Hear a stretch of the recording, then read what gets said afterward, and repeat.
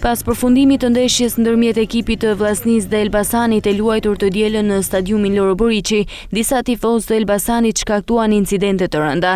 Specialistët e Komisariatit të Policisë Shkodër referuan materialet në prokurori dhe nisën procedimin penal për shtetasit SM 23 vjeç, KK 40 vjeç, LP 37 vjeç, ES 24 vjeç, EQ 23 vjeç dhe DD 32 vjeç, të gjithë banues në Elbasan. Ata u kapën duke shkatruar disa ndenjës në shkallët e stadiumit dhe i hollën ato më pas në fushën e lojës, duke rrezikuar sigurinë e tifozëve të tjerë dhe futbollistëve.